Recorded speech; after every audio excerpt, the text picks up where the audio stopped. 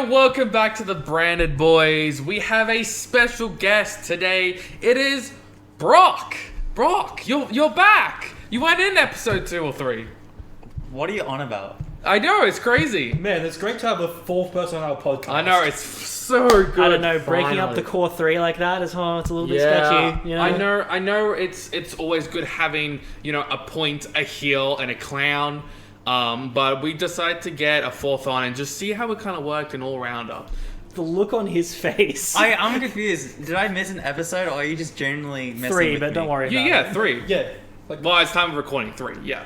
Okay. And I'm never releasing that Kieran one. That Kieran one's Come on, that was good. that can live in the annals forever. That's the lost episode. That's Beethoven's fifth offense. Fifth offense? Beethoven, you have 4 counts of manslaughter and a 5th account of being so fucking epic.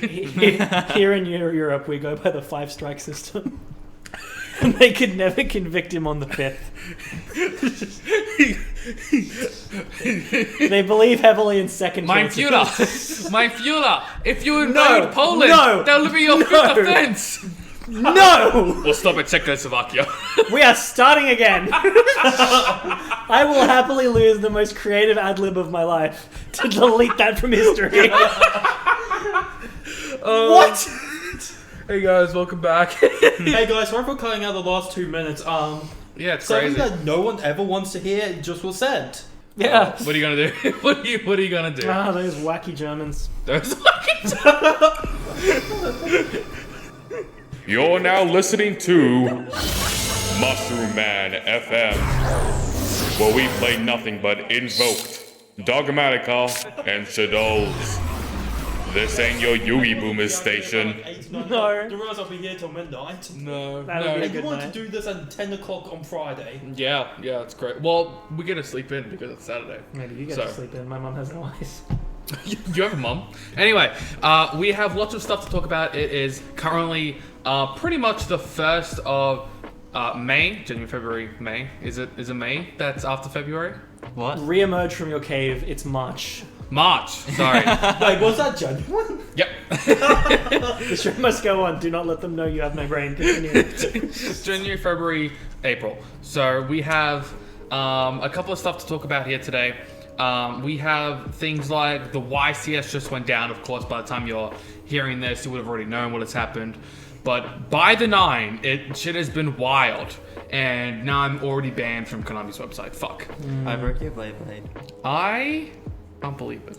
Put that shit down, motherfucker. It's your blade. Stop fiddling with shit. I will say, as someone who's only experienced the drama through memes, I think I have the best opinion on it, as I've experienced it at its truest forms. And the memes, they have been good. It is a good barometer for how angry people are by how fired the memes are. How good the memes are. Like, if the memes are bad, then it's like, oh, that's not interesting drama. I want to buy merch with just simple swear words. I will rock up to a tier 3 event wearing If cusses. YCS Sydney was streamed, I would be buying custom t-shirts that all said, by the 9. By the 9! Amazing. Gosh, dang it. Jiminy Flibber. Fiddlesticks, man. And then Konami comes to breaking your kneecaps. Look, if swearing isn't allowed in Konami events anymore, then the entire Australian event is just going to have to be cancelled because, let's be honest, I don't think anyone in Australia can keep their mouth shut for long enough. Round 9 just kind of be like, so I'm going to chain 1 populous chain to Flameburge, and the guy next to him in a flannel and flip-flops will be like, oh, fuck cunt, you got a real fucking... You are describing exactly Kieran. Australian YuGiOh players roll up to the YCS and you tell them they can't swear. It becomes an endurance event. Like, truthfully. It becomes who has the most amount of duct tape taped to them. Unfortunately, I think everyone has come to an agreement, speaking about Snake Eye, that it is probably at least tier 1, maybe tier 0. That deck fucking sucks. Okay, go off. Wow, Go yeah. off, Queen. Shoot, King. Okay, ready? Let's talk about it. First off, they're level 1s. Yep. They're So not if twos. they're low levels, Yep. it's bad, right? Yep. I thought you were going to Gravity deliver Bond. some actual like meta-defining. No, I'm just Brock, messing. what'd you expect? No, I'm just messing. For No. those of you at home, he is wearing blue-tinted sunglasses and a bathrobe. He is lying back like Andrew Tate. He's ready to deliver like fire. And he's like, bro, let me tell you why they're bad. They're level 1. What are you playing, Snake Eye? You fucking stupid. Shut your fucking mouth. No, bro No. looks like he's about to rock up to the event with like his free pot of green. He's just like, yeah, why aren't people playing this card? It's so I don't good. get it. The ban list is just a lie that the Matrix is trying to do. I'm gonna have to ask you to leave, sir. Actual talk though, I feel like you've probably tested against this deck more than we have at this stage. It's so good. What does the deck do, like, that actually just beats out the other decks in the room, you reckon? It's like kind of hard to tell for me. Like pure Snake Eye, I haven't really figured it out yet. But like Fire King Snake Eye just seems to make that Link 3 whatever her Promethean, name is. Yeah. I can expand on that if you will. Please. You're right. See, it's not about what it does do, it's about what it doesn't do. Okay. And that is lock you until you make a certain Link 3. True, actually. No, that's a good It point. really does have a good span and everything. I can't really like, you know, in Runic, you know what it does and what it fails at. It can't go to battle phase. You'll be missing some stuff, but it keeps recurring and it gives you draw accessibility, and it gives you summonable monsters from the extra deck. Snake Eye, however, not only has a perfect amount of cards in the main and extra deck that you can play it with another engine or with enough hand traps to mitigate that with Snake Eye or just pure Fire King. It also plays on a level which other decks cannot really play around. See, it can get rid of stuff that doesn't target, where other stuff like Labyrinth, like Runic, can't really do stuff. You know, True. Labyrinth and Runic and a couple of other things have a really hard time getting rid of towers. They get a hard time having main deck answers to like a Marincess or a Sanctifier maybe. This is true. This deck, on the other hand, has stuff that can make you go, it's fine, because as I walk into this game one, I know that I have a great chance to win if they're not also playing Snake Eye. Absolutely. It also plays on Access the back row, which hasn't really played that well against. And other than that, obviously the cards are very good. Its boss monster's great. It's just a monster reborn on legs. It has so much. Not only is it easy to play, but its main deck cards, not only the level 7 Witch, but the level 1s are not only special summonable, they're recursive of their own nature, and they just keep adding. Absolutely. For those of you who have noticed an interesting sultry tone in this that is not normally here, we do actually have an honest to goodness guest on here. Do we? He did just sort of saunter in, and we just let him sit here. Yeah, I just kind of broke in, sat at a chair, and they just kind of... They've been too polite to kick me out. Yes. It is actually interesting. This man is a very heavy Earth Machine player, as much as we meme on him for it. It is actually probably a good person to speak to in relation to Snake Eye Pure. It's a deck I've been trying to build quite a bit recently, just to fill in some of the knowledge gaps that have been sort of presented. It is your classic deck, which I'm sure you love, in which every starter is also an extender, and you have room for a bunch of, powerful engine, and it just doesn't really stop with one or two hand traps. In your experience playing into formats, how valuable is that going into the format? Absolutely. It's always very valuable just to be able to be like, yes, no matter what I draw, I can play this game. I can do anything. Oh, you hand trapped me? Cool. Let's just keep going and going It is and going. a nice feeling. Playing decks that have, either a low ceiling or make room in the deck for pretty much only engine is so good to be able to draw and be like, I get to play. My opponent's deck might be going first and they might have a really big board, but if you're playing something like, let's say Phantom Knight's Adventure or Raid Raptor, you will always be playing. I distinctly remember, I think it was the second locals I ever played at our locals. I matched up against you on your Earth Machine deck, and I was very much still figuring out the game, and I was so sure with all of my hand trap choices, and you just kept going. I believe after the round I talked to you and I was like, did I hit you in the right spots? And you were like, yeah. And I was like, you kept going, and you were like, yeah. Yeah. Yeah. It was like, yeah, so you don't have specifically Droll and Lockbird? Then you're... Yeah, good point. Yeah. Yeah, if you have Droll and Lockbird, then we just salty cry, but any other hand trap, we're just like, cool. I guess that's so you could argue that's what differentiates pure Snake Eye. I am not a hypocrite. I distinctly remember episode 1 of this. We all shit talked Fire King as an engine. Mm-hmm. I will go back slightly and say, from purely what it's doing, you can't really sit on that opinion in a tier 0 format, saying the fire deck isn't even that good. Like, yeah. The dragon rules aren't that bad, guys. You're all just coping because you spend a bunch of money. We can play level 7s. They are viable. Yeah. I think that the reason that Fire King is popular, not just because it's in a structure deck, of course, and they're very accessible, is because it presents Snake Eye the one thing that it needs to, and that is protection from exactly evenly. For sure. They don't have hard negation, so what you do is you weave through a level 8 line to make, I believe it is Ring Barley, and you are set. Now, of course, that doesn't mean that you're completely great. You have 1 negate now for a trap. They can impermanent, and you'll be like, well, but everything else, Super Poly, even Droll sometimes, Ash Blossom, completely shit out of luck. You are trading that evenly protection for a Cosmic will fuck you up. But I mean, in some cases, as I said before, you get Super Polyed, every one of your monsters recurs. So a smart player will know what to do with that. Out of curiosity, have any of you at this table seen Pack's recent Pure Snake Eye list? Yes. Yes, that is a list that I have seen and I'm very much excited about. For those of you who aren't familiar, definitely go and check out that YouTube video with him and his team. 15 hand traps in the main deck with a tight engine that is so continuously consistent. Classic. It can turbo out Junk Synchron. Sorry, not Junk Synchron, Jet Synchron. Don't play Junk Synchron in Snake Eye. There are better ways to proc Ash. He's cooking. But no, we need to get a heater no matter what. We might be synchro locked, but it's fine. Yeah, but I feel like Pure Snake Eye is like for the hand trap kind of deck. For sure. Well, you would know about that. And then like because I've been researching like how they build their deck lists, and I realized Pure Snake Eye just runs so many hand traps, and like Fire King Snake Eye, it runs more of engine, less than hand traps. The only hand trap they're really playing is like Ash and or Impa. It's true, because Ash in some ways feels detrimental to play, and I'm definitely not coping on this as a branded player. The existence of Hyta in the format, you can just steal the opponent's Ash and make Promethean. But the fact that we're in a tier 0 format, and the fact that you have decks that can play 15 hand traps, so you have the slots for 3 crossout, so you can hit your opponent's deck or hit 80% of the good hand traps in the format. I don't know, there's something there.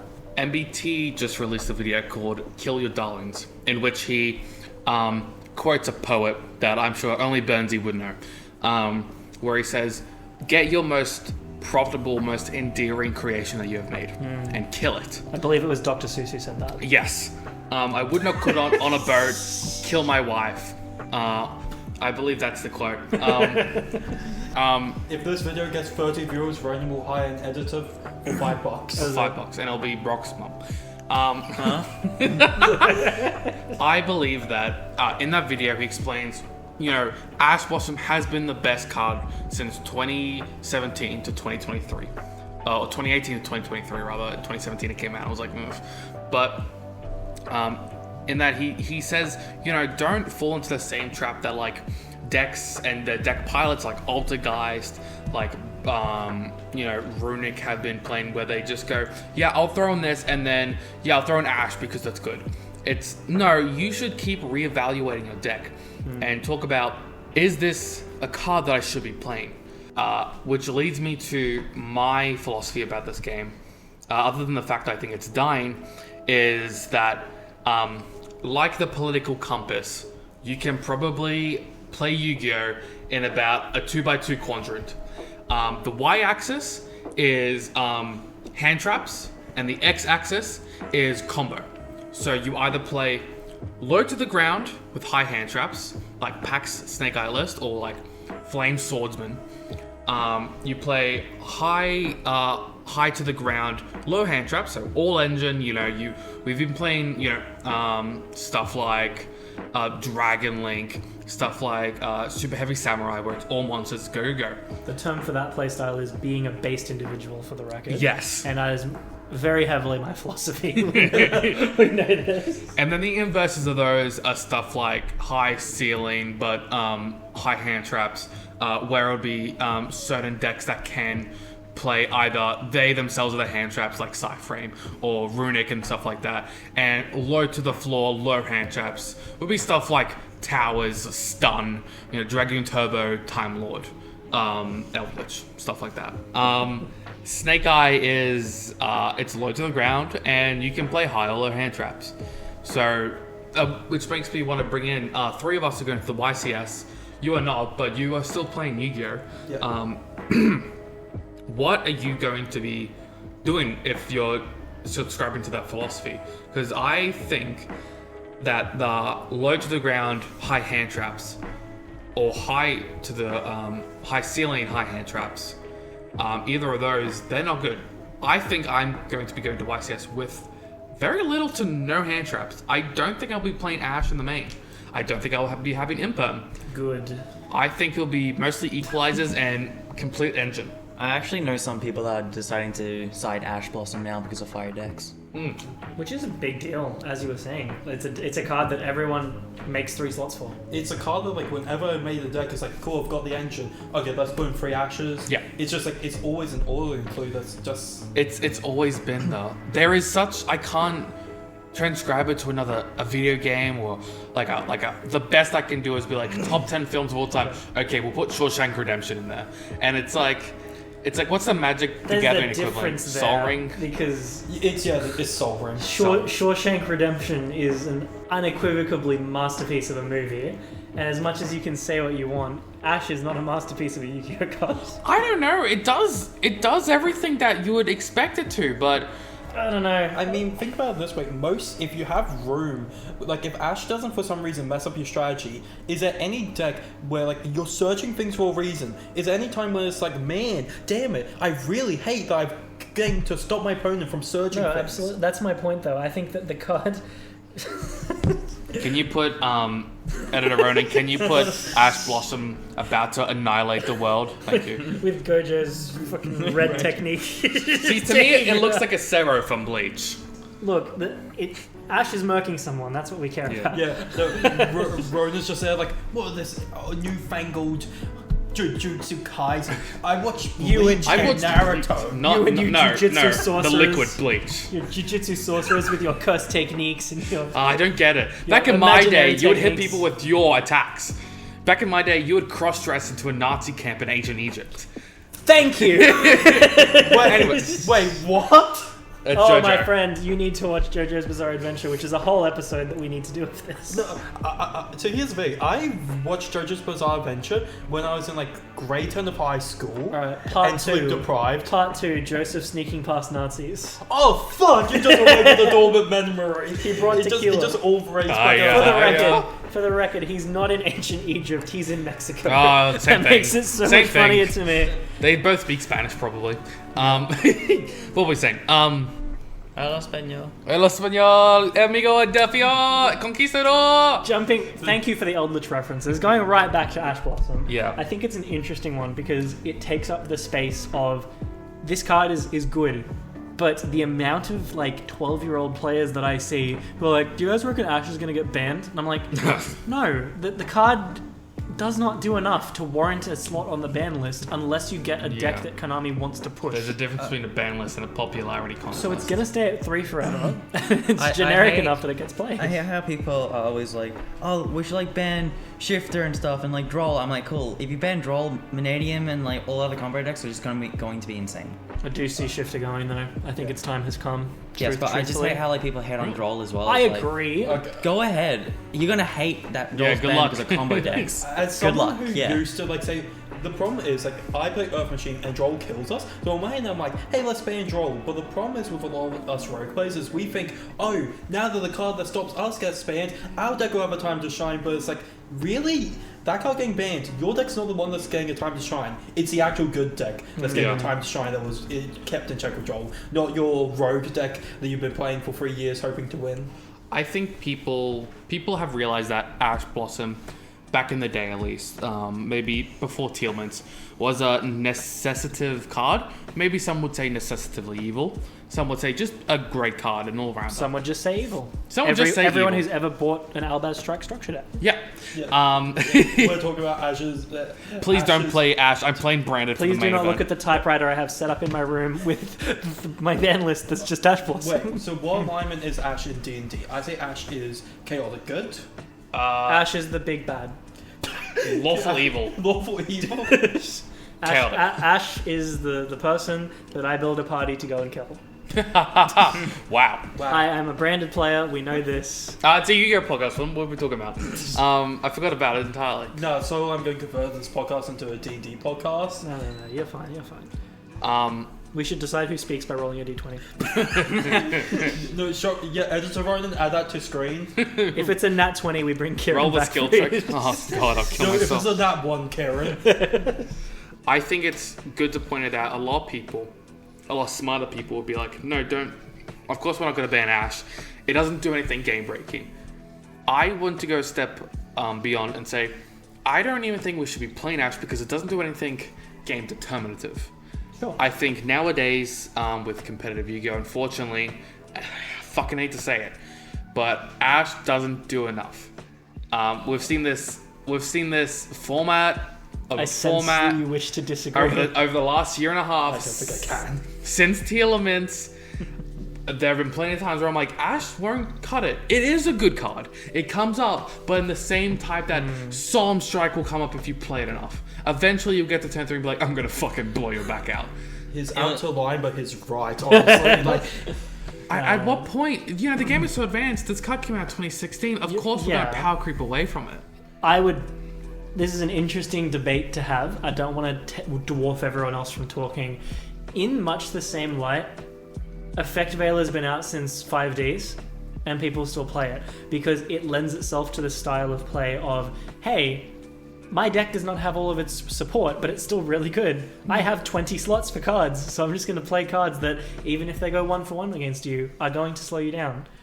Ash Blossom is a 1-for-1 interaction that plays heavily into tactics, but it still sees play because it does enough. It doesn't do a lot, but Ash Imperm Veiler is going to end most turns. I don't care who you are, that does happen. And I think this is where the skill of YuGiOh play comes in. I think that a good player will know A, what the meta is, B, which hand traps and cards in general are good, and will play around it. I don't think that if I got to choose any deck to go into and I versed, let's say Jesse Cotton, he's the best, unfortunately for me because I don't like him, YuGiOh player right now since Patrick Hoban. I can't wait for this video to blow up and then he shows up at your door. And does what? Barf at me? He looks like Nurgle. That's actually Would me. you Don't- willingly fight Nurgle? It's a good point. Question. no to Nurgle, yes to Jesse Cotter. Yes. I feel like they're cut from the same cloth. He would kill you and laugh Cut about from it. the same cum rag, more like. Look, but it would make for a killer. Like, imagine the reports, like the stories. Pro YuGiOh player killed mediocre podcast. I'm thinking of like I don't want to be known as a podcaster post death. I can't wait for like the Konami like live stream to come on. It's like, and it's all over. And Jesse Cotton pulls out his knife from his corpse. I look like the end Grimace Shake video where they're just like on the ground, just like. Jesse Cotter's about to like stab you, and then you just pull out Mirror Force. I love that we Ugh. hit this point where we were having a genuinely good competitive discussion, and now we're painting more fodder for the animators to make sure. We all have ADHD. What are we gonna do? I'm sorry, bro. The only person animating this is me, and it's going to be in like PowerPoint. I'll give you good money for it, so. Kajitas wears. You can afford PowerPoint? That's crazy. Yeah, bro, I'm rich. It's like $100 per year. Wait, what? Yeah, the package costs $180 per year. I'm just going to use Google's knockoff then. Yep. Thank you, Google. Jumping Thank you. right. Thank you, Lord and Savior, whoever owns Google. Every day. Susan Wojcicki. Every day I pray to Google. Every day I pray to the Googleplex. This is an interesting, I think, juncture point with the fact that we are, as much as I despise that we are in a tier 0 format when we have had this whole conversation about it for the last year, I remember when Tier 0 used to mean something. We are now at a stage when pretty much everyone at this table is not playing the main deck. I would love to take a moment and just chat with everyone. We've heard a little bit about the Earth Machine, but I would love to hear more of your takes on how that deck interacts. I know you're a rogue player, totally fair, but you still traded pretty well. I do want to cut in, please, just to finish my point earlier. I'm so sorry. Go right ahead. I think a good player will know how to beat a bad player. I think bad players will be using a deck that is like Snake Eye with 20 hand traps, and they will be versing someone, a good player, expecting to win. Where a good player will know how to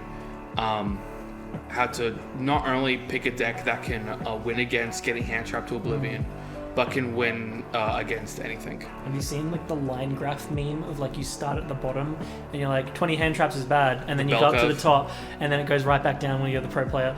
I would argue that there's sort of semblance of truth in that too, because when you play that many cards like that, it also does sort of take the onus off you to get everything technically perfect, and you can also outplay. I think there's a very interesting back and forth that you could argue, but you're absolutely right. When you see the mentality of the good players, there's a very clear divide, like just the way they approach the game. The bell curve is so... I couldn't agree more. I think the bell curve is, I'm just going to play, 20 hand traps and or 20 floodgates and I'm going to win. And then the top would be like, no, I'm going to build a very successful deck that can, I have cosmics in the side for this and I have all these little things. And then the very end will be like Jesse Cotton be like, I'm playing the best deck with floodgates because everyone else is, but I'm better than them, so I'm going to win. I feel like it's kind of like the difference is someone who's playing 20 hand traps, they don't know why they're doing it, they just know it's like successful. They had them in the binder. But it's like, it works, where someone like really good, they understand fully why this is working. Yeah. They get, and that's kind of, I think, the difference of the mentality behind this is why I need to do this versus what the other person who's just like, oh, well, I guess they're good, hand traps are good, I'll run 20. For Pack, it is filler. For a bad player, it is... They think of the hand traps as if this is my main power. Whereas someone like Pack will be like, no, I am using this because I just need stuff that is in the Snake Eye engine. And, I love to say, like, I want to build this, I want to create this crazy constructed deck where I'm thinking about this, but I'm also thinking about the lab matchup. But a correct player will be like, no, this is the best deck. I'm going to play the best I can. And also I'm throwing in these cards because I need to get to 40. I am quite interested, because what I was saying before does actually play with this idea a little bit. So if that point is out, I would love to jump back to that. Everyone at this table is not playing Snake Eye, barring a ridiculous turnaround right before YCS. I don't think any of us are really playing the top deck. I'd love to take a moment to chat to you guys and just see why are we not, and why is the deck that we've chosen the deck we've chosen. Basically, I'd love to hear your stance on this, Brock, because you've bounced. Oh, shit, he's here. What's up? Fuck off. No, we are all very boisterous personalities. He's been sitting here politely and just waiting for it. I'm just kind of listening to you guys. I would love to put you on the spot, if that's okay. Yikes. You have played quite a few decks that are circling the top that has not been Snake Eye. You've been sitting on your Voiceless Voice. You're playing Labyrinth quite a bit. If you were to pick one of those decks and just how it trades into the format, what would your stance be on why you're doing that? I'm currently going with Labyrinth at the moment because I feel like it can be prepared for any matchup, even for like rogue decks. That's like unexpected. And not to grill you, because I know you are prepared. It doesn't sound like I'm bullying you, but I am curious. Going second into a Snake Eye board, you've got your Promethean Engrave. If they're choosing to play Amber Whale, it's there as well. They've got their regular setup. What's your game plan going into that playing Labyrinth? With Lab. It's why I've decided to put Nibiru in and Super Poly instead of Extra for now. I have no way to play it going second against that deck, so I have to rely on hand traps or board breaker. For sure. No, that's totally fair, and that is actually an interesting part of the hand trap space that we were discussing before, because I would argue you've got your two forms of hand trap. You've got your sort of soft, low impact, but can... It's like if you're thinking about it in an RPG form, you've got your dex weapons and your strength weapons. I would say Ash and Veiler and Imperm and all that, they're like a dagger between the armor. They can take you down when they hit you most. Nibiru and Evenly Matched Droll. And Lancia and Droll, those cards are like doming someone with a brick. That's like, Just right to the head. I don't care how much armor you're wearing. This is going to hurt. Good luck, fucker. I think that's sort of what you're saying there, right? Like you've got your high impact cards. Yeah. And conversely, going into game 2, let's argue you've lost that game because you went second or whatever. What is typically your go-to? What are you trying to get to against that deck? Like going second game 2. Well, assuming that you're going first game 2. So, or just, we'll go back in time. We'll say you're going first and you know what you're playing against. What are you trying to get to? It really depends on the matchup. If it's like voiceless, you want to destroy their first starter card, like Sure. Diviner, the Lu. If it's like Well, we'll talk Snake about Eye. Snake Eye because that's Yeah. sort of we're going to roll the dice and say that you're going to hit one of the 9 out of if it's 10 about people in Snake the Eye, room. you either droll them, floodgate them, and if you can't have access to any of them, you have to try your hardest not to destroy them, like banish them with Ice Dragon's Prison and all that. Some- Flab. What are you going to be floodgating them with? Other summon limit, anti-spell, something like that. Skill drain. Some combination of Droll and Summon Limit does kind of do a good job against most decks. I guess that works if you are Because exactly. they normal Ash effect such forgot its name already. Poplar? Thank you. Yeah, got you. And then effect, you chain summon limit. That's the whole play right there. Unless they do- have Cosmic. They do have to I'll have skirt around it quite a bit, but that very much puts them on if you have it. So Yeah, that's why I don't think, as much as I don't want to say it is T0, I think if only smart people were playing, aka the UDS that we might want to talk about a little bit later on. I have thoughts. So I've seen gameplay that most people are on Snake Eye. No one was on Labyrinth because of Andre that exact Torres reason. is my hero. Let me just say And this. Andre Torres was there too somehow. This one gentleman playing puppet branded. And not only that, I mean the list goes crazy. Throw it up on screen, Ronan. What the fuck? Can I just say this gentleman, Ronan? I was at the airport traveling to watch Taylor Swift with my sisters, and this man calls me. man. It was good. I actually unironically liked it. This man calls me just in crisis, saying, "What is going on with Andre Torres' list?" And I broke it down, and he was like, "Oh wait, this is actually kind of funny." the levels that this man reached. I can't wait for Taylor Swift to be like, you know, Andre Torres was playing a 50 card list. But you know what's 50 minus 38? 22. Excuse me, And I'm feeling 22. And then she goes on to sing that one song. Taylor Swift is a pearly player. I see that. No, I'm sorry. I was feeling a honestly little see that. sleepy, so I'm going to be remembering, and then she goes on to sing. No, honestly, Taylor Lamb of Swift God. is a multi-player.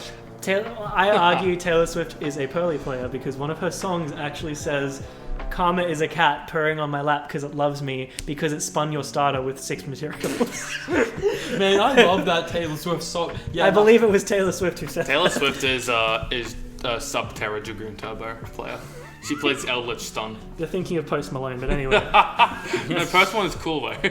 Here's a funny thing: Post Malone might actually have played YuGiOh at one point. I would believe because that. he's a Yeah. Magic player. Magic player. He's probably come to the other side to see what we're like. I'm Have gonna you be ever- the Post Malone for YuGiOh. I hope so.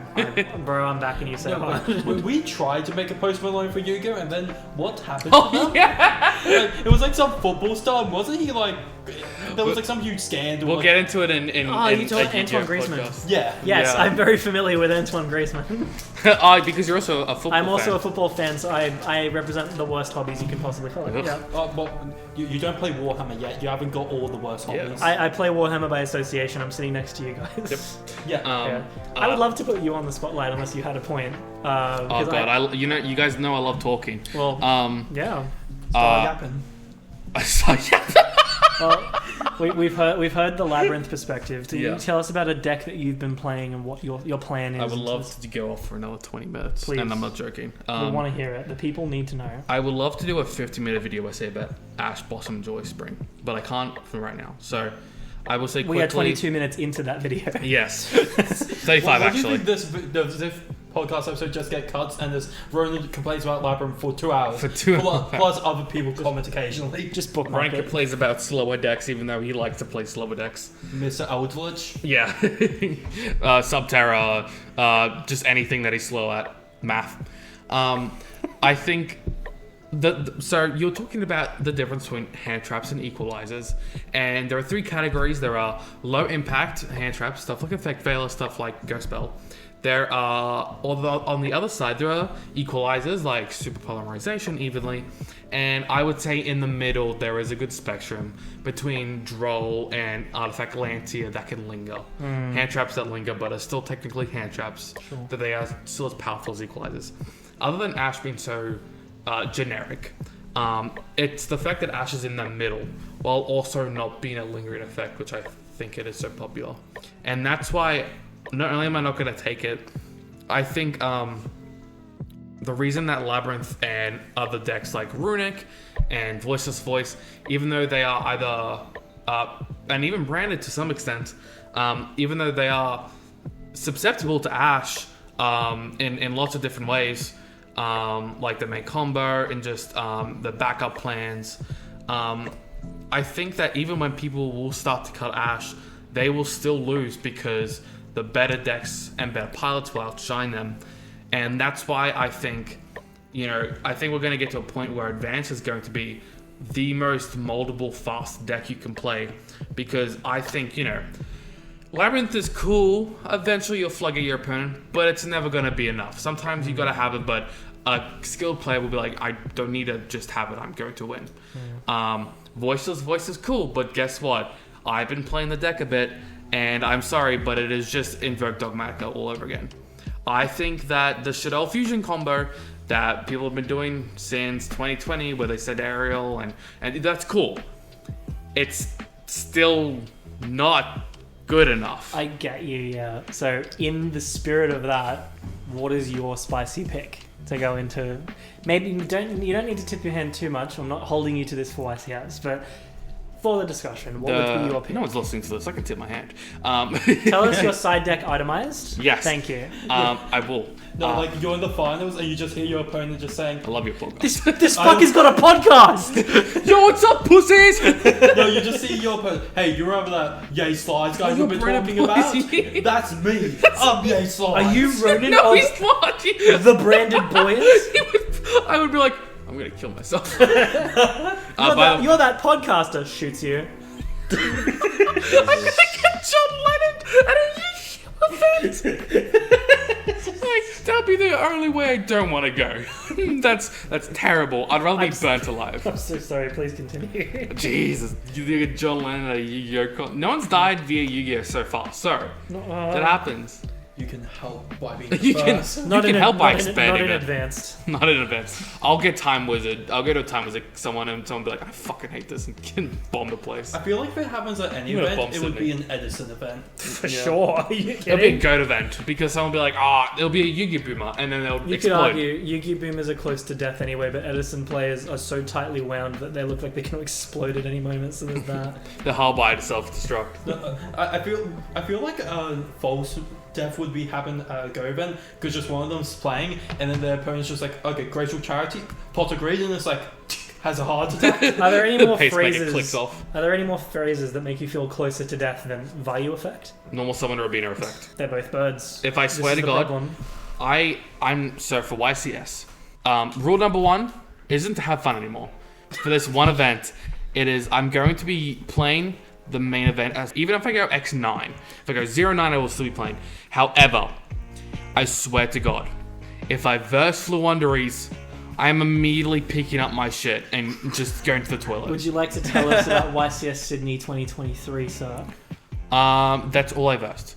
I will get into it later, but I versed Flu, Marinchest, Flu, and I dropped. I distinctly remember you rocking up with a plan to deal with Telemans and to deal with exactly branded. Sprite. Like, because they were the 2 big decks and they were like, I'm ready.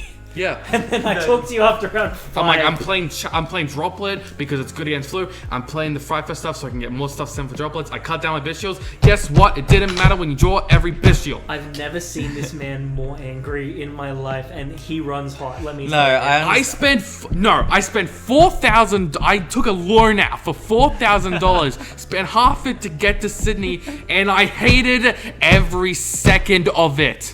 I went to Korean barbecue. That was 5 of my sick days gone, and I liked 1 hour of it. I get you. I was prepared for tier as well that year. I did not first a single one for that whole event. It's not even true. in a side event. Brock. Sorry, please go ahead. Yeah, in the please. tier 0 format, I feel like there's 3 theories you can run with. 1, play the best deck. Yes. 2, play to counter it.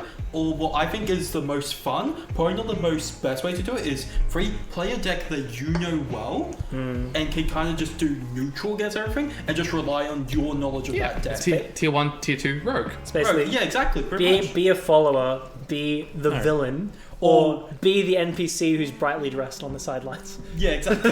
just be that one Be good, NPC be evil, that had be way cool. too much effort put Yeah. into their character. Like, they only have one line of dialogue, but it's still like, They're memorable. they're memorable. Shout out to the Skull Servant man from YCS That Sydney. man, I hope he's there. God, I hope. There was a gentleman dressed as Skull Servant taking selfies with people. I remember I will this. send you for the That is podcast the highlight. photo of me posing with this man. He made my day. He was so cool. He gave out free packs too, He I did. believe. Speaking of YCS, because this is so important and it's a rare opportunity to hear Brock's voice, can you tell us about the abomination of a deck that you played the night before? Wait, what? Do you remember I remember. the gentleman playing, I believe it was Adventure Flunder? Oh no. It was like Adventure Flunderpunk. Break it down for us. I can't even explain Okay, what let the me lead fuck- you in. Let me So, lead you in. I can't explain what that The thing energy of the boys in the hotel room right before, we're really psyched, we're ready to go. As we're heading up to the room, through the lobby filled with sweaty YuGiOh players, Brock distinctly sees this gentleman and says, "What the hell is this guy playing?"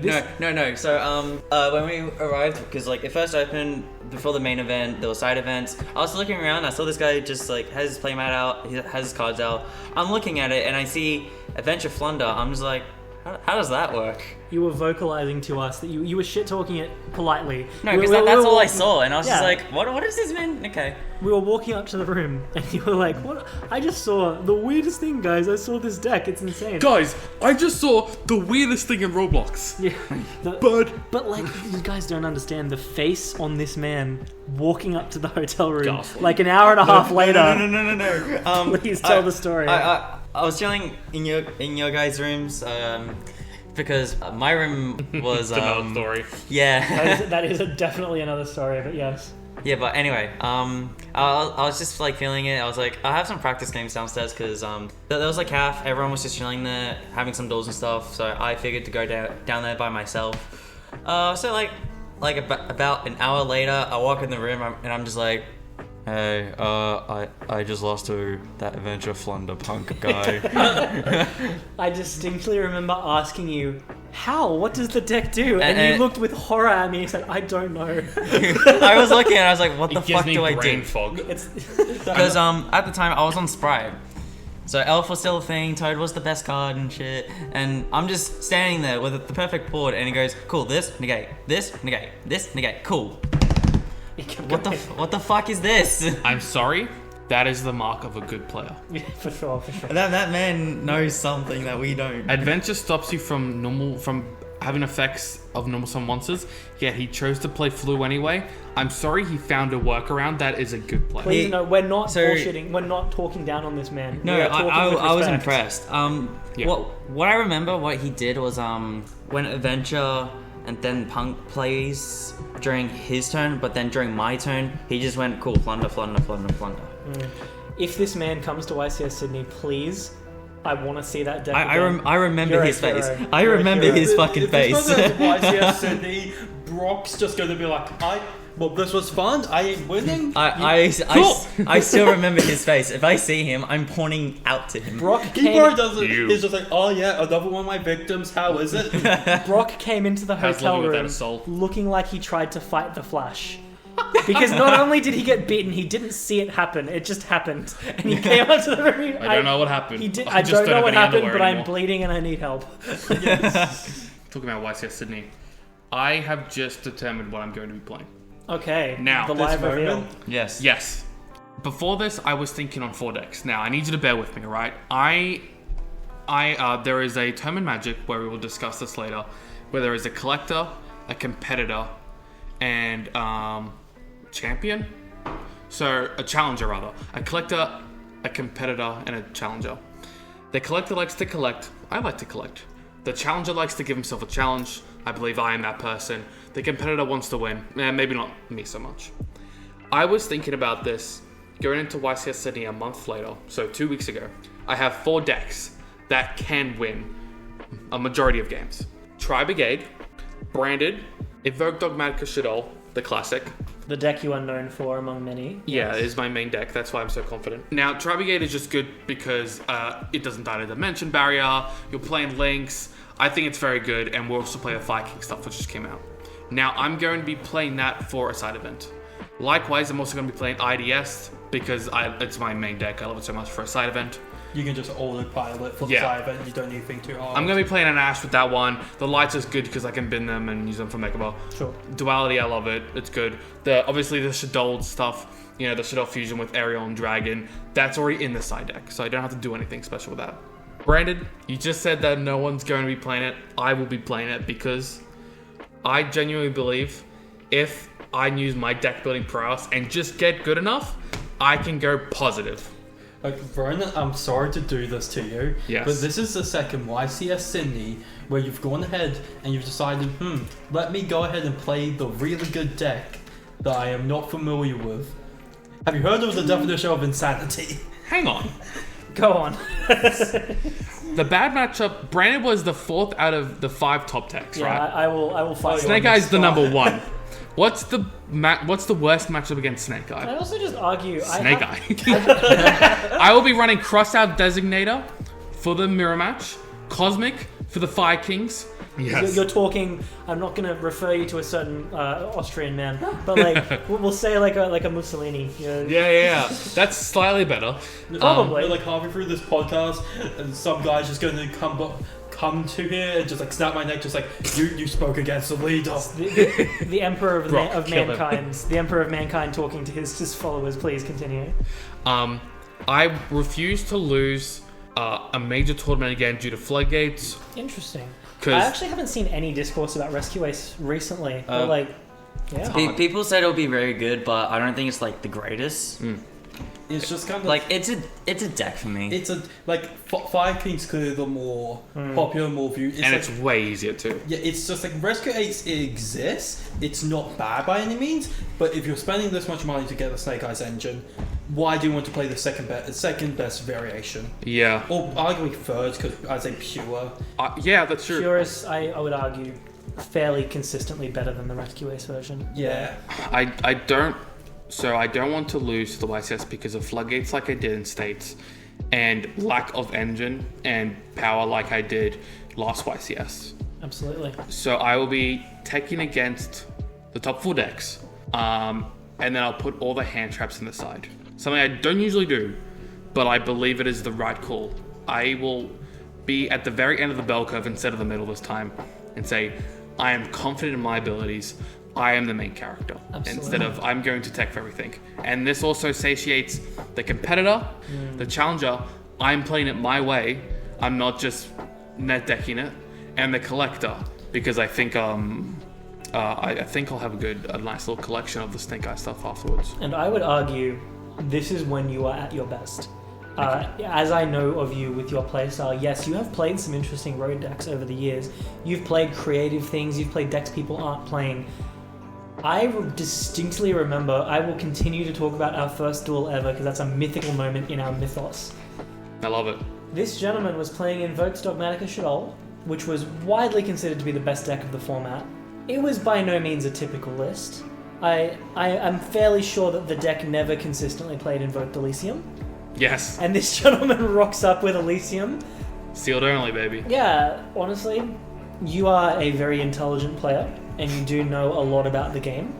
I think this is going to be a very, very good move for you, and I'm very excited to see where you go with it. I can't wait. Round 1, and I lose, and I'm going to be... I don't think you guys have ever seen me genuinely angry. I think you're right. Like livid amounts, like infuriated. I've been pissed. I've never been infuriated. I've seen you go close. I would argue. I did make fun of a judge that played at our locals for getting up and screaming "fuck" after he got super polyed. I might be doing that as well. I will be listening for it. If I go second against Labyrinth and they high roll me and I didn't draw Delta, if you'll let me reiterate some advice I gave you right before we started recording, which I think would be very valuable to the people listening. If you base your success on results, you are never going to be satisfied unless you win the YCS. Base your performance, so base the value you get on it on your performance and on your growth. I can tell you right now, if we get on that plane on Sunday night, Monday morning, whenever we're flying back, and you go X8, I'm still going to be proud of you because you have prepared. You chose this deck because it suits your style the best. And ultimately, even if you had some uninteractive moments, you played the game in a way that suits you. That's a barometer for growth. And I think too many people hard and fast compare their stats from the previous YCS with their stats now. There's so many variables. There are going to be games where you get shift to some unlimited past. Just play and just be you. And if it happens, shake your opponent's hand and move on. That would be my best advice here. I couldn't agree more. No, that sportsmanship stuff Yeah. is cringe. Says the Earth Machine player. Yeah. But you're an Earth Machine player? You've never How the fuck known. did we let you on the podcast? You've never known It human was kinship. for diversity. You need to have at least one person who was considered an imbecile. An imbecile or an imbecile? 3 humans Yes. and 1 Yes. robot. we need a gay, a straight, a bisexual, and an asexual, and we've done that. Yeah. We've hit the holy quad. gay, asexual. Yeah, Powerful. this podcast was too horny, so they needed someone who would just be there and be like, Stop. "Stop, please stop." Yeah, we needed a cleanser off the Kieran. Kieran was the kimchi, and you're that shitty little cube of white. This is they going to serve be in really Korean. funny if your threat is real and that episode never sees the light of day. So everyone's like, "What is this episode that I've missed?" No. It's like, it's in the lore, bro. You It's in missed there. No, it. you need to keep the episode and just do it for like a charity live stream one day. Like, hey, if we get a bunch of money for charity, Or release the episode. Or Unedited. Do you know in those really bad like government thrillers when they've got all of the the government documents that are heavily redacted? You release the video, but like 80% of it is blurred, so you can infer enough, but there's so little left. no, just when this channel becomes popular, you One Piece it. You just be like, I uploaded the Kira video onto a random channel on the internet. Go. Find my treasure. Find it. My treasure. It's in an AOL email. You The want- password's in the forest in Norway. You want the poplar? It's out there. Go and get it. Go and breed it. Oh god. Do you have any deck building or just any cursory knowledge that you want to shout out there, Flynn? I think one of the reasons why the Snake Eye Pure deck is so good is just a lot of times with heavy engine decks, you struggle to be like, okay, what do I sacrifice so I can sideboard things in? And as you kind of want to have more and more ways to stop your opponent, it can be really hard to find what do I have to sacrifice. But when you've just got that many cards that just don't impact your strategy, it's super easy to just be like, cool, I could literally, if I needed to, put my entire side deck into my deck if I needed to. That's true. Where like a lot of other, it can be a bit tough. Where it's like, man, my opponent dies to my Nibiru's, my Ashes, my extra Cosmics, and my Evilly Matches all in my side deck. Most decks are like, I have 12 cards I can remove. That's an underrated take, actually. Yeah, I that's rate really good. that. Yeah. I was playing. Sorry to keep talking. I know it's my podcast, but God, like, shut up. You are all 3 Brandon boys, you're right. Yeah, like, I'm that fat. no, guys, Rona's been lying this whole time. There's only 2 of us here. Rona's just cloned himself 3 times and he brings on us person just to like yes man him. Yeah, man, Warhammer. Why? Dude, Well, Fire Brigade. Did you know I know every Pokemon? Yeah, that is a really good point. Yeah, I was playing Runic Naturia, and you know, there's a really underrated part of deck building when it comes to the side deck and the planes at which you're gonna swap cards in and out. You know, there comes to a point where it's like I was so used to just having a set side deck, but when you're playing specifically different engines, like Runic can do everything. It's like, what's the point of putting Cosmics in and not in the main in the side or at all? You already have, you know, the one that pops. And what are you going to side out? Are you going to just side out the Runic engine in its entirety? You're just going to go with Beast and a million hand traps, and then it becomes a load to the wall high hand traps, and then you're like, this is just totally a different game that I'm playing. But I think that's a discussion for better Yu-Gi-Oh players. I don't know. What are you talking about? We're the best. Yeah. We are the best. You're looking at the current top 4. You're not going to be there, and you're going to make top 4, Flynn. Yeah, they're just gonna be like, they'll just see the deck list I post online and be like, damn, this deserves it. That's crazy. The top 4 tables are there. It's the 3 of us and Jesse Cotton, and then you walk behind him and say with your Snap his voice, neck. roll for intimidation. No, it's just like a wrestling and the 4th contender. Oh my god! Flynn with the backbreaker! No, I'm just saying the dinosaur. Give me! No, I'm just saying the dinosaur suit I wore to Yu-Gi-Oh and I just appear. He had shit one out. of those inflatable dinosaur suits, which was made infinitely funnier of him lining up Yeah. to pay for the event with it deflated, hitting the button to inflate it while he waited in line, and watching the head slowly erect itself. And just like, Everyone there is just like, the what? worker at the store there, he's like, are you going to wear it all night? And I'm like, if I can. He's like, if you let me take a photo for like the Facebook, I'll let you wear it all night. I'm like, deal. It No, was I a built him hot, like It was Australian hot. summer day. He was sweating buckets. Oh, dude. And then I found out there's a fan in it, and I was like, maybe I should use this. I should probably He was use sloshing while he walked. It was crazy. They didn't even bring a dino deck because like, Verona, can you make me one? And then I Okay. gave myself a I 10-minute have timer photos to and make videos. it. I need to interject here. Yeah. We've had a discussion about misleading strategies, or like my partner who's going to be playing at the event has these really yes. nice pearly sleeves, and you scared her a little bit because you're like, no, an insecure opponent could call a judge on you and say that it's misleading. Yeah, it's true. Can you imagine rocking up to an event in a dinosaur inflatable suit and saying normal summon Alistair? I'll be honest, if I could not have got the dino deck for you, I was playing Earth Machines because it's the complete opposite of Dinosaur. It Like, digs them what up. would that do to your head? Like, if your opponent is a dinosaur. I'm going to turn it to Agent 47. I'm going to take the Skull 7 guy, mug him in the bathroom, take his clothes, and then play Snake Eye while wearing the Skull 7. What if and you see take if off the judge mask and calls there's it. nothing there because you just took out the king of the skull servants? Oh my god. Oh my god, he had an empty graveyard.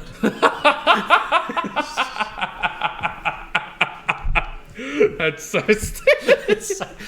Again, we're not bullying him. I genuinely want to say hello to him again. He's had such an impact on my life. That is, I believe that is true though. If a judge gets called over and you have a certain number of items and you are playing a deck that is not that, Yeah, but also, if you need to do that to resort to wins, look at yourself. Man. I mean, this is Yu-Gi-Oh! This is a Magic.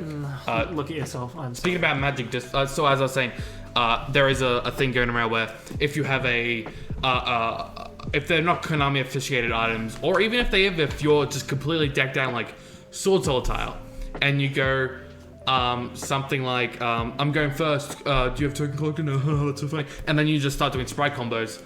And then obviously certain stuff like you just play with like a Nibiru token and just be like, how many summons? Cool. But you don't have Nibiru.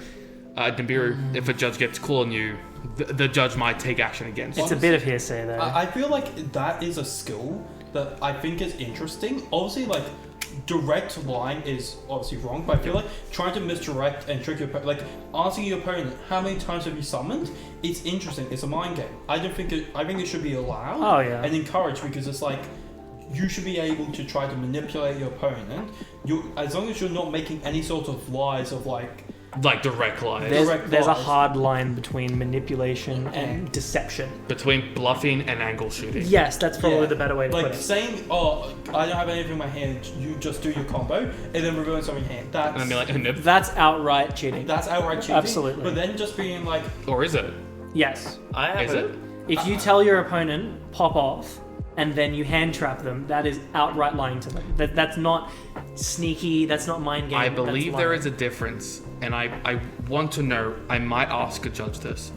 If there's a difference between a pop-off king and I have nothing, go ahead, I believe there is a difference there. I could say, pop off. Doesn't mean I haven't said anything contradictory to I'm not going to There's a interrupt grey you. area there, and I'd be very interested I to hear the think- ruling. I feel like one way where it could be fine is if, like, let's just say your opponent's playing Brandon, and they're like, Brandon Fusion, and you're just like, look, mate, I don't have Ash, pop off. To me, that says nothing about your rest hand. It's just saying, I don't have the direct counter to you. I can still have Nibiru. I can don't still have Impact. Ash. I do have Solemn Judgment. Yeah, like, Yeah. you do have shit. It's just, I don't have And then the Brandon play says, I have lost. Continues. Yeah. situation for everyone. So let's say you're about to go for time and round. It's your turn. Your opponent's board has nothing, but you're trying to get a board to like actually swing for game and like win by time and round or like kill them. you enter the battle, and then your opponent looks at the timer and goes, think of end of main, and then time goes off. So you're still in the main phase. So as you go to battle, it's over, right? If your opponent reveals the cards in their hand and finds out they have nothing at all, and they were just like trying to solve by saying thinking of end of main, what are you doing? It truthfully depends on how much time passes to me. I wouldn't usually, in those situations, even if it is a YCSF for the World Championship locals, I still count in my head. I count to 10 seconds, and then I will be like, do we have anything? And then if another 5 seconds go by and they're still thinking, I'll be like, I'm sorry, I have to go call a judge now. And that's fair. I actually have an idea. I've always thought about this because, as we all know, the time rules aren't perfect. I, like every person on Twitter, think I have a solution to it. Chess clock. Chess clock is not bad, but this is my solution. Rules work the Judge same as standing behind you with a spiked bat. when the timer ends. What happens now is each person now has a 2-minute timer for their turn. Each player gets one more turn. You only have 2 minutes for that turn. I don't know. It's a good idea. I think in practice it would be really hard to coordinate. It could be really hard to coordinate. I feel like chess clock might just be simpler and easier, just because I feel like it's so hard to find a line between like, oh, they're slow playing and oh No, I'm making legal moves. Because it's also tough because it never feels good to win in time. Like as someone plays Earth Machine, we can summon that rank 10 guy that burns through you for like 2k. I never feel like, wow, I outsmarted my opponent, because like whenever it's going to time, I'm like, oh, I have a significant advantage out on my opponent because I have ways to burn them. I don't feel like I won because I was better. I won because with how combo heavy YuGiOh becomes as time goes on, I will say that, you know, I don't think Snake Eyes combo. I think it is mid, as in between combo and Depends control. on how you build it, but I think Fire King Snake Eye is absolutely mid range. I don't think it goes into 10 minutes. Those decks that do, I think one way or the other, not only should we implement chess clocks, but we should actively say, hey, you might need to do your combo for 20 minutes, but we do have the chess clock in. So I think whether Konami literally says that, builds the better decks around not taking 30 minutes, or just straight up just moving them out the meta and just telling them like, hey, you only stop playing this. I think it might be for the better. it might actually Brock, make. how would you... Sorry. I'll really quickly jump in. Brock, how would you feel if at that last regionals on your Vanadium deck, you were given a clock and said you have 3 minutes to make your move? What do you mean by that? Like, You were playing Vanadium, you were playing hardcore combo Vanadium in a stressful situation. What if you get told, hey, you have 3 minutes, tip the clock and go? well, I know the combos from the top You of my do, head, and so, you cannot tell me that you've not taken more than 3 minutes to make a turn, right? the longest it has honestly ever taken me is like probably 7. And you have 3 minutes. That's my Yes. point. How does that feel in your head in a competitive setting if you get given a clock and say, hey, I'm playing a very mechanical deck. I don't care how good you are at it. How do you navigate that playing with 3 minutes on the clock? Honestly, I would panic and like Exactly. try to rush over. Exactly. And if then I have you- like 10 seconds left or something, just SP. Yes. If turn one goes and you can't don't give a shit what you're playing. If you can't do your combo in 5 minutes, and or without you going like, should I do this? Don't play the deck, man. I hate when I'm going through. I'm like, okay, I'll do this and this. Oh, I made a mistake, but I'm already playing. And it goes back to my opponent. They go, I'll probably want to. Like, you've had the Yeah, whole let me- turn to think. It's not even that. It's like, you know what these cards do. Like, I get it. You give yourself a second to think, but at what point, like, I think with a chess clock, it would solidify, For sure. go. Like, you should know how to do this. A skilled player knows how to do this. Go, man. See, I get quite on myself, and you do know this about me. I do quite often second guess myself, but I try my best to keep it classy. When I hit that situation where I'm a bit overwhelmed by choices, it's not that I don't know how to do my lines, it's that I'm not sure what the appropriate way to go forward is. You can correct me if I'm wrong. I will always say, I'm so sorry, I'm not playing for time, I just need a moment. And then when I commit to a play, I just do it. And I know what I'm doing. I have seen too many people. You've told me stories, like iconic stories of gentlemen taking 2.5 minutes and then saying, yeah, Dark Roller. You were only ever going to do that. What do you mean? I feel like it's clear when, like, someone like when someone's slow playing, they'll be like, okay, I use this, and then they think, and then I use this. Where like if you're not slow playing, you might think for like a minute on your first thing, and it's like, okay, I use this, and I use this, and I do. You kind of know where to go from there. But I've seen people. The guy was playing Tribe again. He's like, we had like 5 minutes on the clock. He's like, okay, I summon Kit, and then for 10 minutes, and it's like, okay, then I'll summon Keras. For 10 minutes, okay, I'll summon and it's like, bro, you do not need to think this long about each move. I think between a chess clock, the current time rules, and the goodwill about judge calls, we can make an appropriate amount of changes to the time rules of that. We can make an appropriate amount of time for any sort of plays for any sort of deck. I believe, 5 minutes per turn, 45-minute to 50-minute round. It doesn't matter what you're playing, if your skill levels is good enough, or if you need to think because you're in turn 3 and it's a messy board state. I genuinely believe that's on you, and you should be able to do that. But that is just my opinion on time, and I could be very different. I do have a Reddit story. All right, go off. Let's go. I've been judging you guys for your opinions on these Reddit stories. No, I get to have the shit opinion. You're going first. Now it's good that you say that, because I got this directly for Flynn. This is angled. Let's go. I'm going to stay strategically silent until you say something problematic. It's going to be something like me, 20-year-old, and my DM, 25, some shit. Am I the arsehole? My stupid-ass dungeon master named Flynn won't give me what I want. He won't give you enough shit. He won't give me coffee in the game. I know coffee doesn't exist in How are they going to filter it? Alright. Am I the arsehole for putting my profoundly autistic daughter on birth control? What are your immediate reactions? But I forget what it's called, but no, yeah, selective breathing. That's what this sounds like. Okay, that is not what I expected. Go. I am a 45 female, and I have a daughter, 19 female, Layla, who is profoundly autistic. What makes someone profoundly, by the way? I need to know. It takes a lot of autism to stand on the top of a hill and be Socrates. Behold, man, you are profoundly autistic. Is he not the guy who had the plucked chicken? Yeah, that'll Behold, Diogenes. a man, that's autism. That is I don't autism. care. Number one autism This is not me patient. being discriminatory either. That's No, me it's with true. respect. I'm saying power. She was diagnosed as a young child, and due to the efforts of her speech and OT, I don't know what that means. I mean, overtime is what I'm imagining what OT means. Sure.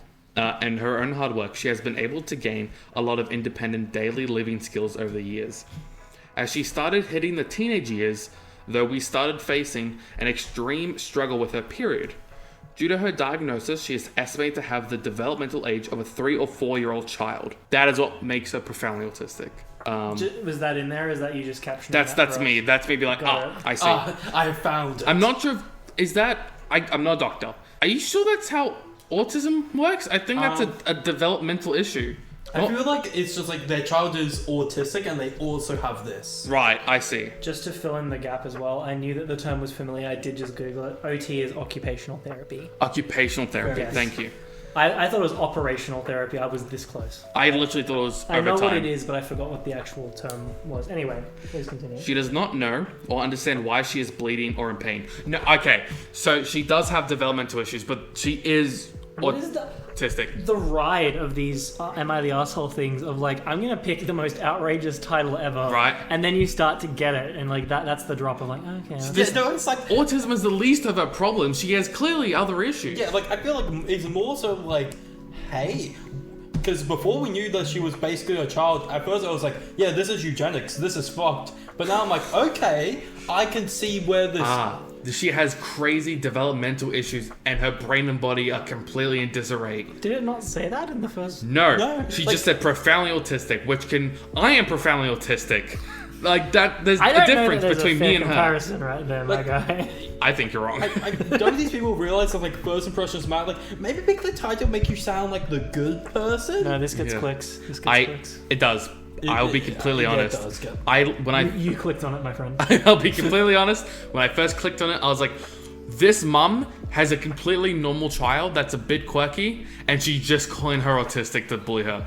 Never mind. I don't want to be reductive. You know my stance on these. I try to be as diplomatic as possible. This is my awful comment for the day. Oh, God. I was genuinely anticipating, like, that title. It's like, my son plays Flunder, and I want to make sure he doesn't procreate.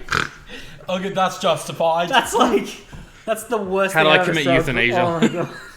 Okay, So wow. this person, this 19-year-old, clearly has more ongoing with her than just autism. She has a completely undeveloped brain, and her body You can definitely has refer to issues. the autism as like the umbrella for like their circumstance. Like, And yes. it's the shorthand version. I'd say it's the ignorant version. It's just, I'm a bad parent and don't know what's wrong with my child. It's hard though. Not only that, it goes on to say that she can't even clean herself that well. Okay. So clearly, okay, she has developmental problems. It's not just autism. It's a different set of circumstances, so it's sort of difficult to render it under the lens of a regular circumstance. It's its own thing. Yeah. After trying different OT therapists and plans, both me and her father, her OT therapist, and her pediatrician have decided the best thing for her is to be put on birth control so her cycles can be managed. That makes sense. Absolutely. Yeah. Sure. Yeah, that is fair. Alright, we're approaching the point where we're now getting the other side of it, so please go ahead. It's been a blessing for us. It has been 4 months, and not only has she been able to avoid the pain she goes through every month, but her general mood and demeanor has improved as well. Her therapist believes her irregular cycle was causing a lot of her anxiety. The issue comes with my sister-in-law, Ashley. She was over at the house yesterday having lunch with us when she asked Layla how she had been doing recently. I told her that she was doing very well and explained to her the changes. Ashley was horrified. She started ranting about how I'm taking away my daughter's autonomy by putting her on birth control without her consent, and that the long-term effects could hurt her fertility. Layla will never have children and will never have an intimate relationship with others due to her developmental age. I tried explaining this to my sister-in-law, but she still held firm. Honestly, I don't know if she has a very good grasp on autism or developmental disorders at this point in general. I ended up just asking her to leave as she was getting loud, and I didn't want her to upset Layla. I let my husband know what had happened when he got home from work. Layla had already texted him trying to shame him. Ashley had... They make a typo. Their sister-in-law had already texted him trying to shame him for allowing Layla to be put on birth control. She has now involved my mother-in-law and has even reached out to my own mother over Facebook, claiming my husband and I are taking away our daughter's autonomy. I really think that the birth control was the right choice. Am I the asshole?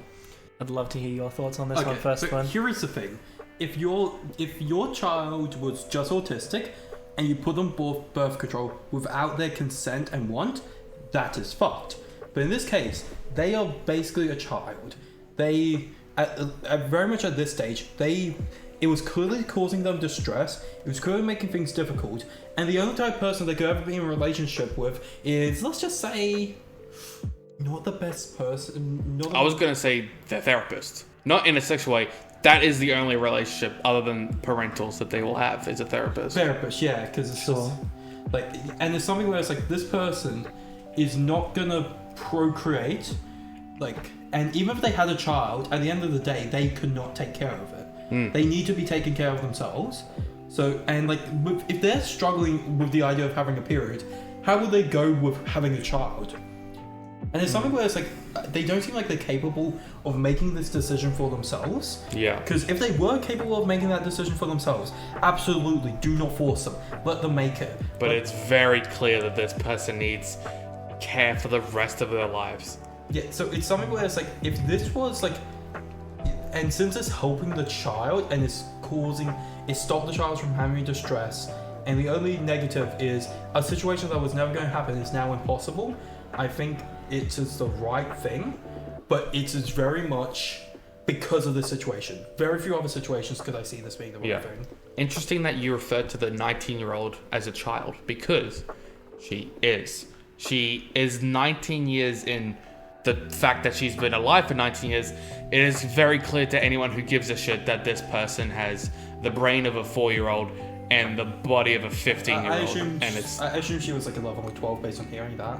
She's 19. 19, yeah. In the perspective of this, just to jump in a little bit, it's such an interesting moral dilemma because it's not that she's a child, it's that the person writing it is their principal carer. The person themselves are not the principal carer, and they got the green light from 2 medical professionals. The people who tend to be the biggest issues for people with developmental issues, I can speak from experience, are the people around them, the people who don't understand it. As we've seen in this story, it's so easy to jump to you're exploiting them, you're not thinking of them in their minds and everything. It's already very difficult because, as we've said before, it's a different set of circumstances than what can be considered. It's very much in some ways a triage situation. You have to do what is going to put them in the best position. If they had the ability to complain, or if there was any kind of negativity attached to it, I am positive that they would have stopped, because they wrestled with the idea for quite a bit, as we saw in the story. Yeah. Their mood brightened up. Their quality of life. That's what it comes down to. I've read, and in my line of work, I experienced quite a few people who have similar sort of situations where they have very little ability to influence their own lives. So you have to question quality of life above all else. What is going to help them the most? It is clear that the sister-in-law doesn't realize the scope of how this 19-year-old is. You said they're the primary caregiver. That's exactly right. They are the caregiver. They will always be the caregiver. This person is not of. This person is, what's the word? Obviously not to say normal, but this person has problems that will always affect them and never make them stand on their own. The sad fact is medical abuse does exist. Yeah. There is a difference between that and this. And this. There are 2 medical professionals that would swear in a court of law that they said, I think that this is for the best interest of this person. What was her name, Layla? Yes. Yes, it is in Layla's best interest to be on this birth control. Layla herself, if she did have the capacity to speak in terms of this, would likely also be on that based on the circumstantial evidence that has been provided. The only people that it's a problem for are people who do not fully understand the problem and who are deferring to controversy. It is clearly the sister-in-law that is not only arrogant but ignorant of the situation. Exactly. It's like sorry. If being on birth control had, like, I obviously don't know a lot of the details. If it had more like downsides for it, And like long-term stuff too. I'm just realizing that you can just get off birth control. What is this person thinking? It's not like this is permanent. This is a rough one, because I always try to put a little comedic spin on it, because we're an entertaining podcast. This one's just hard. This one's just like, I don't know. It's really difficult. One of these podcasts I'm going to do. It's just going to be these road stories, and it's going to go from really heavy and fun to there was one that I saved that I didn't do for this episode. That is just straight up. Oh, there is no good answer. I would pay you actual human dollars to just write funny ones. I don't think you understand how much this makes me depressed every night. No, don't worry, Rona. I'll make a fake Reddit story. Am I the arsehole for stuffing a chicken into a bazooka? Am I the arsehole for inventing the turducken? I had to explain. Sorry, Brock just left to go to the bathroom. I had to explain to Brock what the turducken was. And for those who don't know, don't worry about it. Fairly sure that's heresy of the highest order. I don't know what it is. It is when you kill a turkey, a duck, and a chicken, and you proceed to turn them into matryoshka dolls by stuffing the chicken into the duck and the duck into the turkey, and then frying it. Do you want to know something worse? I've eaten turducken. Oh god. You want to know something worse? It's actually not bad. Of course it's not. It's 3 birds, but don't be gross about it. Yeah, it's like sacrilegious, man. Have some honor. Next you're gonna be like, wow, having steak with some bacon and like some crackling tastes good. Wow. Your epic meal time. One of my favorite photos that I have on my phone is a photo of like a whole turkey with an octopus put inside it, and it was captioned "Tur what the fucking." Send me that. Put it up, Ronan. All right. I think we're done with the Reddit story now. We can go to the card. Everyone's favorite segment. I want to say one more thing. For the record, I don't care if you kill me. I don't care if you eat me. Just don't make it weird. Just be respectful of that. I'm taking that as legal permission. I'm the opposite of that. If I die, you need to make it interesting. I don't want to just die like, oh yeah, he got stabbed in the back and played down. No. You need to get a firework and like shove it down my throat and cause you to explode from the inside. I can make it really weird right now. You know the thing in Japan when you eat sushi off people? What if we did that, but like it's you on top of you. What? Oh no! That's memorable. Tell me it's not. Like, you make like a food clone of me. Well, like we leave the parts that need to be at the table. Yeah, we cut off your toes and fry the toes and put We'll the make toes in little your cute stomach. sushis and eat them off your chest. There was a story of a guy who got his arm chopped off and amputated medically, and then invited his friends to come eat his arm with him. I feel What? Yeah. honestly, I would probably do the same. Alright, Because here's the interesting. thing, cannibalism is fucked because it's like you're hurting another person. But here's the thing. This counts as humane. Yeah. And it's vegan because it was consent. The whole That's thing. not no, how- no, no, no. I know several vegans. I can correct me if I'm wrong. Why? The main thing about veganism is that animals cannot give consent, so you're not allowed to use any of their animal products. If an animal willingly gives consent, Can a parrot consent? no. Wait, hear me out. What if I have like a spike pit and the cow walks into the You in spike Vietnam? pit? Does that count as consent? Does the cow know that there's spikes at the bottom? Yeah, because Does the cow know it's going to die if it falls down the pit? looks. You Does need the it- cow you know need you're it- going to eat it after You need it to dies? take its head, make a look at the spikes, get another cow to jump into it, then Get a watch therapist it, and say, watch how does this him make you look. feel? Yeah, watch him look at that. Watch him as they eat the cow, then look at him and be like, yes. Have you guys seen another legendary meme of mine that I will also send you for this photo? Yeah. You know the trend of people like misspelling like food things? My favorite one is instead of chicken parmigiano, it's chicken permission. Chicken permission. It's just a stock photo of a chicken saying, yeah, right, go ahead. Yeah, go. Alright, so I have no idea how you guys did guess the Yu-Gi-Oh card last Do time. you have a card in mind? I have a card in mind and I have it on my phone. Have you accidentally seen it? 'Cause I'm- I swear to God, I have not seen Okay, it. good, because I'm very bad at keeping my phone hidden. I'm going to look strategically away. There's a frame over there that reflects things. I will shut my phone off that I know what it is. So the way we do this, we go back and forth. We ask yes and no questions. You can, we have fun with it. Yeah. So whatever. But We can be as subjective as we want. We can guess as many times singly as we want until one of us gets it. and as fun as it is, the goal is not. You can deceive us. It's fun. The goal is to have fun with it. So Okay, don't to lie make us, this please. fun, you guys cannot ask objective questions. How do you They make? have to be They have to be subjective. You can't be like, is this a monster? It has to be like, So I will go is first. this like, yes. And if I think it's too objective, I will refuse the question. Okay. If I see you play this card, will I have a negative emotion? Depends how I play it. Interesting. All right. I would add a caveat then if you're going to make it hard for us. If you give a middle of the road answer, you have to give us something. So if you're going to say that, give us some kind of little. Okay, here's the thing. If I feel like if I play this card the way the original design is intended, you would probably just be like, the fuck? Okay. But I feel like this card, it has been used in some neat ways, but not how the designers were originally intended. Okay. Like the first person making it did not intend for it to be used the way it got used. This is interesting. Have you used this card against me? No. Oh wait, I feel like that was objective, but fuck. Anyway, it Alright. stays. That's where do we draw the line? We with can't draw the line too. I We think do we'll have allow to. that. We'll Yeah, allow we that. do have to eventually Okay. get some like concrete Let's answers. quickly define objective. Shall we say we can't ask like what level type card Monster like, stat attribute, the that kind of card stuff. is, but we Yeah. can ask about sensations, experiences, that kind of thing. You know what? Yeah, that's fine. Yeah. Okay. Yeah, okay. I feel like as long as your opponent agrees that it's fine, it's fine. If I That's add, vegan because it's consent. God damn it. Is it You gotta vegan? just- Is it vegan for me to eat a Time Lord? Can they They're be okay with it. consent? They want to die. Are you guys off? Next question. Is this card vegan? If I get my age and I put two zeros behind it, is its attack or defense higher than that number? Okay, so you. so What? You're, I am 22 at the moment. So you're 22, put 0 2s Behind it. behind it. Yes. I like that. That's a very objective question. That- yeah. I think it's subjective as shit. No, it isn't. I'll tell you this. It's not 2200. That's all you're getting. Alright. That leaves out Jinzo. That's it. Okay, your What question. the hell do was? I ask? This is- You asked if the cards are vegan. We're playing. We're playing 20 questions based purely on vibes. Yeah. I don't know, I have some good guesses already. Okay.